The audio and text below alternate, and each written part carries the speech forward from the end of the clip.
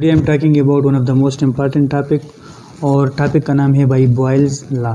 तो 1962 में एक साइंटिस्ट था भाई जिसका नाम था रॉबर्ट बॉयल। उसने 1962 में रिलेशनशिप को फाइंड आउट किया था between the pressure and volume. Robert Boyle ने ये कहा था कि प्रेशर जो है ये हमारे पास इन्वर्सली प्रोपोर्शनल है किस चीज़ का, वॉल्यूम का। मतलब ये है कि अगर हम प्रेशर को इंक्रीज़ करेंगे तो वॉल्यूम जो है ये हमारे पास क्या होगा, डिक्रीज़ होगा। देखो ना भाई, 4 वेरिएबल है। एक हमारे पास है प्रेशर, एक है टेम्परेचर, एक वॉल्यूम है और द फोर्थ वन है ये हमारे पास है नंबर ऑफ़ मोल। तो अगर आपने 2 वेरिएबल्स के बीच रिलेशन को अगर फाइंड करना हो तो 2 को आप क्या रखोगे भाई, कांस्टेंट रखोगे। तो यहाँ पर मैं प्रेशर और वॉल्यूम की बात कर रहा हूँ तो मैं टेम्परेचर और नंबर ऑफ़ मोल को कांस्टेंट रखूँगा।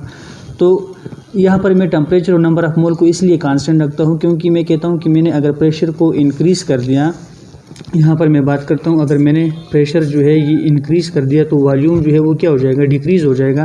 लेकिन अगर मैं प्रेशर जो टेम्परेचर को कांस्टेंट न रखूँ तो टेम्परेचर जो है वो तो हमारे पास इंक्रीज़ या डिक्रीज़ होगा। कंसिडर करो अगर टेम्परेचर हमारे पास जो है वो इंक्रीज़ हो गया, यहाँ पर मैं कहता हूँ 50 डिग्री हो गया, तो जब टेम्परेचर इंक्रीज़ हो गया तो वॉल्यूम जो है वो ऑटोमेटिकली क्या हो जाएगा, इंक्रीज़ हो जाएगा। तो इसीलिए हमने क्या रखना है, टेम्परेचर को हमने कांस्टेंट रखना है। और नंबर ऑफ़ मोल भी आपको पता है कि नंबर ऑफ़ मोल का मतलब ये है कि यहाँ पर जो है मॉलिक्यूल को भी आपने क्या रखना होगा, कांस्टेंट रखना होगा। क्योंकि अगर नंबर ऑफ़ मोल इंक्रीज़ या डिक्रीज़ होंगे तो फिर भी हमारे पास क्या होगा, और जो वॉल्यूम जो है ये हमारे पास इंक्रीज़ होगा अगर नंबर ऑफ़ मोल जो है वो इंक्रीज़ हो जाए। तो इसीलिए इसको आगे हम पढ़ेंगे। एक है एवोगैड्रो लॉ और दूसरा हमारे पास क्या है, चार्ल्स लॉ।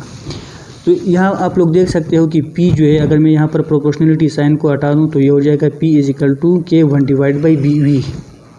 तो यहाँ जो है PV जो है ये किस चीज़ का बराबर है, K है। इसको हम कहते हैं कि the product of pressure and volume is constant. तो यहाँ मैं लिख सकता हूँ कि P1V1 = P2V2 और इसको हम कहते हैं भाई बॉयल्स लॉ इक्वेशन। ये बहुत ही जो है इम्पॉर्टेंट इक्वेशन है। इससे आप लोग जो है MCQs वगैरह को भी आप इस इक्वेशन से ही सॉल्व करोगे।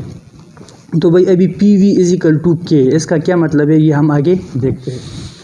तो यहाँ पर जो है मैंने 2 जो कंटेनर या सिलेंडर वगैरह मैंने ले लिए हैं और दोनों के अंदर जो है वो गैस मौजूद है, ठीक है। और इसका टेम्परेचर और यहाँ ये जो दोनों का टेम्परेचर हमारे पास क्या है, कांस्टेंट है, और नंबर ऑफ़ मोल भी क्या है, दोनों का कांस्टेंट है। अभी मैंने यहाँ पर प्रेशर जो है वो 2 atm रख लिया। तो जब मैंने 2 atm रख लिया तो यहाँ पर इस कंटेनर या इस सिलेंडर का जो वॉल्यूम है वो कितना है, 1 डेसीमीटर क्यूब था। अभी हमें किस तरह पता चला कि यार इसका वॉल्यूम जो है वो 1 डेसीमीटर है, या अगर मैंने प्रेशर को जो है वो 4 कर दिया तो यहाँ पर इसका वॉल्यूम जो है वो कम हो गया, डिक्रीज़ हो गया, 1/2 हो गया, हाफ हो गया। तो यहाँ पर इस इंस्ट्रूमेंट के साथ, इस जो अपरेटस के साथ आपने एक मोनोमीटर जो है वो हम लगाते हैं। तो मोनोमीटर का काम ये होता है कि हमारे पास गैस का जो प्रेशर है ये क्या कर लेता है, मेजर करता है। एक हमारे पास होता है बैरोमीटर और एक हमारे पास होता है मोनोमीटर। तो मोनोमीटर जो है वो गैस का प्रेशर जो है वो मेजर करता है। तो यहाँ पर जब मैंने प्रेशर रखा 2 atm, वॉल्यूम था 1, जब मैंने प्रेशर को 4 कर दिया तो वॉल्यूम को क्या हो गया, हाफ हो गया। अभी अगर मैं प्रेशर को जो है वो 6 कर दूँ तो वॉल्यूम जो है वो हो जाएगा 1/3, मतलब 3 टाइम वॉल्यूम क्या हो गया, डिक्रीज़ हो गया।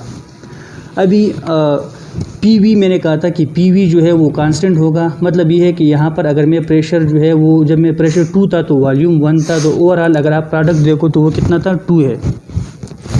जब मैंने प्रेशर को रखा 4 तो वॉल्यूम क्या हो गया, अभी 1/2 हो गया। तो इसका मतलब ये है कि यहाँ पर अगर आप देखो तो फिर भी K की वैल्यू क्या है, 2 है। जब मैंने प्रेशर को जो है वो 6 रखा तो वॉल्यूम 1/3 हो गया, तो यहाँ पर फिर भी 2 आ गया। मतलब ये है कि ओवरऑल प्रोडक्ट जो है ये क्या है, कांस्टेंट है। अभी सपोज़ करो एक और एग्जांपल कि यहाँ पर जब प्रेशर जो है वो 1 atm था और वॉल्यूम कितना था, 100 था। तो दोनों का प्रोडक्ट अगर आप देखो तो ये 100 आ रहा है। जब मैंने प्रेशर को कर लिया 2 तो वॉल्यूम कितना हो जाएगा, 50। लेकिन याद रखना है कि टेम्परेचर और नंबर ऑफ़ मोल को आपने कांस्टेंट रखना है। तो ओवरऑल प्रोडक्ट आपके पास कितना है, 100 आ गया। अभी अगर मैं जो प्रेशर जो है वो 4 atm कर लूँ तो वॉल्यूम जो है वो डिक्रीज़ होकर क्या हो जाएगा, 25 हो जाएगा। तो ओवरऑल प्रोडक्ट फिर भी क्या है, 100 है। अभी मैंने प्रेशर को 5 कर दिया तो वॉल्यूम क्या है, 20 हो गया, और ओवरऑल जो प्रोडक्ट है वो क्या है, 100 आ गया। अभी जब मैंने प्रेशर को 10 टाइम कर दिया तो वॉल्यूम जो है वो क्या हो गया, 10 हो गया। तो इसका मतलब ये है कि K जो है हमारे पास क्या है, कांस्टेंट है। इधर आप लोग देख सकते हो कि ये भी 100 आ रहा है, इधर भी 100 है, और लास्ट जब मैंने प्रेशर को 10 कर दिया तो वॉल्यूम क्या हो गया 10 हो गया ना, लेकिन फिर भी हमारे पास के की वैल्यू क्या है 10 है। अच्छा, अभी हम बात करते हैं यार कि जो बॉयल्स लॉ है ये हम सिर्फ और सिर्फ आइडियल केसेस के लिए लेते हैं, रियल केसेस के लिए हम बॉयल्स लॉ को स्टडी नहीं करते, क्योंकि बर्नौली ने कहा था according to kinetic molecular theory की अगर हम बात करें तो इसके तो डिफरेंट पास्टुलेट है, लेकिन दो पास्टुलेट ये है कि किसी भी अगर सिंगल मॉलिक्यूल की वॉल्यूम को अगर मैं स्टडी करूं तो according to kinetic molecular theory ये है कि volume of the molecule is negligible as compare to the total volume. Consider करो ये हमारे पास क्या है कि यहाँ पर डिफरेंट जो है वो मॉलिक्यूल मौजूद है। अभी मैं कहता हूँ यार कि इधर एक सिंगल मॉलिक्यूल जो है इसकी अगर मैं वॉल्यूम को स्टडी करना चाहूँ तो उसने ये कहा था कि इसका जो वॉल्यूम है इस कंपेयर यू टोटल वॉल्यूम जो है VT जो है इसके मुताबिक अगर मैं स्टडी करूँ तो ये हमारे पास क्या है 0 है। दूसरे इसने ये बात की थी कि हमारे पास जो है वॉल्यूम दो गैस मॉलिक्यूल को अगर मैं ले लूँ, एक ये है और एक हमारे पास ये है, तो इसके दरमियान किसी किस्म का कोई भी फोर्स ऑफ अट्रैक्शन और फोर्स ऑफ रिपल्शन जो है वो नहीं है। तो इसीलिए हम कहते हैं यार कि बॉयल्स लॉ जो है ये हम सिर्फ और जो आइडियल केसेस के लिए लेते हैं, रियल केसेस के लिए हम बॉयल्स लॉ को स्टडी नहीं करते हैं। अभी जो है ग्राफिकल रिप्रेजेंटेशन को हम पढ़ते हैं ये कि बहुत ज़्यादा इंपॉर्टेंट है। तो हम ये कहते हैं यहाँ पर मैंने जो है वो प्रेशर ले लिया और यहाँ पर मैंने क्या ले लिया, वॉल्यूम को मैंने ले लिया। तो जब मैंने ग्राफ को स्टडी किया तो यहाँ पर हमारे पास जो है एक इस तरह का कर्व आ गया, इसको हम कहते हैं बाई हाइपरबोला, और इसको हम आइसोथर्म भी बोलते हैं क्योंकि यहाँ पर टेम्परेचर जो है वो क्या होता है कांस्टेंट होता है, तो इसीलिए हम कहते हैं कि ये आइसोथर्म है। और ये कर्व जो है इसको हम क्या कहते हैं, हाइपरबोला। तो अभी हमारे पास ग्राफ जो है ये इस तरह क्यों आ गया, ठीक है, मतलब ये ग्राफ तो इस तरह भी आ सकता था, ठीक है, यहाँ पर ये ग्राफ जो है ये हमारे पास इस तरह भी तो आ सकता था। तो हमारे पास ग्राफ जो है ये इस तरह क्यों आ गया, तो चलो यहाँ पर हम देख लेते हैं कि इधर जो है मैंने प्रेशर ले लिया और यहाँ पर क्या है, वॉल्यूम है। अभी जो मैंने एग्जांपल में बताया था कि जब हमारे पास प्रेशर था 1, क्या प्रेशर 1 था तो वॉल्यूम हमारे पास कितना था, 100 था। इस तरह था ना कि जब हमारे पास प्रेशर जो है, प्रेशर और volume is equal to K है, तो जब प्रेशर 1 था तो वॉल्यूम हमारे पास क्या था, 100 था। तो K की वैल्यू कितनी थी, K जो 100 थी ना। तो यहाँ पर जब मैंने प्रेशर को 1 रखा तो वॉल्यूम जो है वो 100 डेसीमीटर क्यूब था। अभी जब मैंने प्रेशर को कर दिया 2 तो वॉल्यूम कितना हो गया था, हाफ हो गया था, 50, तो ये आ गया। जब मैंने प्रेशर को रखा 4 तो वॉल्यूम जो है वो हमारे पास 25 हो गया। जब मैंने प्रेशर को रखा 5 तो वॉल्यूम जो है वो कितना आ गया, 20। और जब मैंने प्रेशर को रखा 10 तो वॉल्यूम जो है वो कितना हो गया, 10 हो गया। तो यहाँ पर जो है मैंने डॉटेड लगा दिया, ये आप लोग देख सकते हो। तो इस तरह अगर आप प्लॉट करो इस ग्राफ को तो आपको कुछ यूँ ही नज़र आएगा। तो इसलिए हमारे पास हम कहते हैं कि ये ग्राफ जो है ये आपको इस तरह नज़र आता है। तो ये हमारे पास बॉयल्स लॉ का क्या था, ग्राफ था between the pressure and volume. चलो भाई, अब हम बात करते हैं कुछ MCQs जो है किस तरह आते हैं इससे बॉयल्स लॉ पर। तो ये जो बॉयल्स लॉ इक्वेशन है कि P1 V1 is equal to P2 V2, इसके ऊपर बहुत ज़्यादा MCQs आते हैं।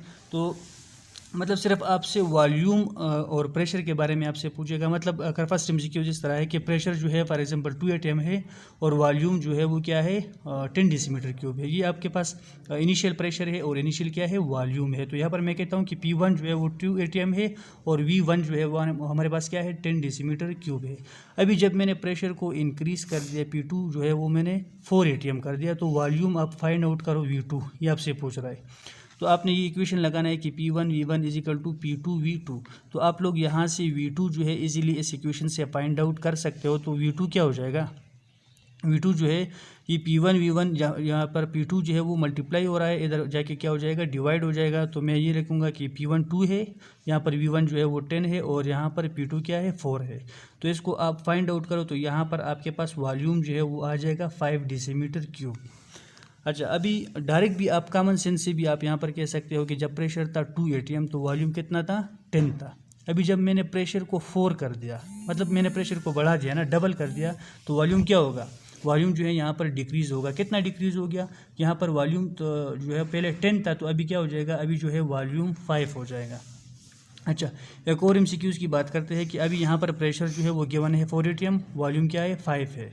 अभी वॉल्यूम जो है वो कहते हैं 10 डेसीमीटर क्यूब हो गया। आप लोग फाइंड करो कि प्रेशर जो है वो कितना इंक्रीज़ या डिक्रीज़ हुआ होगा।